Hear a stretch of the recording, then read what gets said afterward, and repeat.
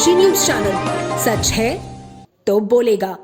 केंद्रीय पेट्रोलियम एवं प्राकृतिक गैस मंत्री हरदीप सिंह पुरी शनिवार को सोनभद्र पहुंचे, जहां उन्होंने जैविक खेती करने वाले किसानों से मुलाकात कर उनके अनुभव सुने।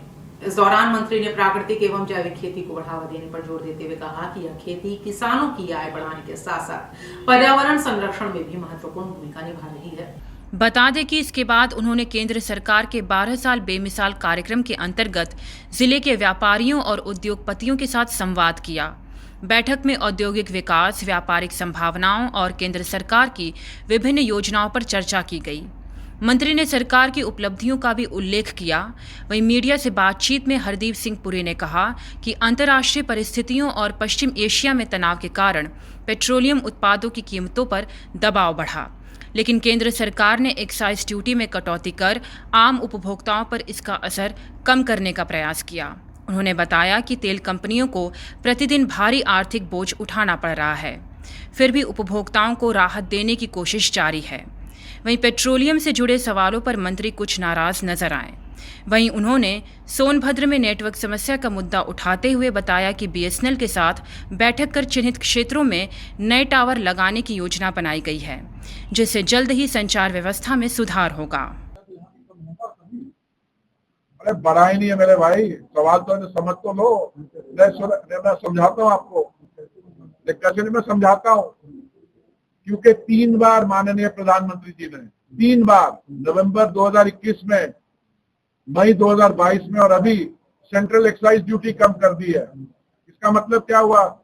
10 रुपए पर लीटर पेट्रोल का और 10 रुपए पर लीटर डीजल का अपने पे बोझ लिया। 1 लाख करोड़ वित्त मंत्री, अभी मैं उसके एक भाई साहब ने पूछा था, मैंने उसे पूरा जवाब दिया, पर आप अपने उस पर लेना सुन लीजिए।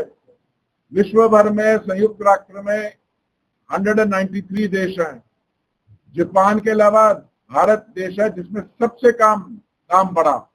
और फरवरी 2022 में जब यूक्रेन और रूस की युद्ध शुरू हुआ और अभी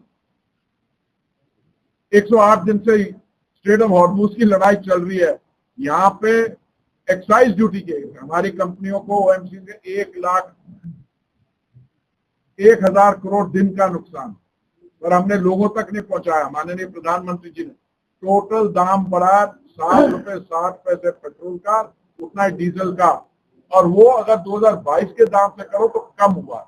तो इसलिए आपका ये सवाल है कि आपने बढ़ने नहीं दिया और गिरेंगे, उस पे जब गिरेंगे तो तब होगा। ऐसे होता है कि अभी किसी कंपनी के पास तेल है, वो 90 रुपए 100 रुपए पे खरीदा हुआ, जब नीचे जाएगा तब होगा। इसलिए जब आप ऐसा प्रश्न पूछते हैं, पूर्वांचल की खबरों से जुड़े रहने के लिए आज ही सब्सक्राइब करें हमारा YouTube चैनल डनकाशी, और हाँ, लेटेस्ट अपडेट्स के लिए बेल आइकन को प्रेस करना ना भूलें।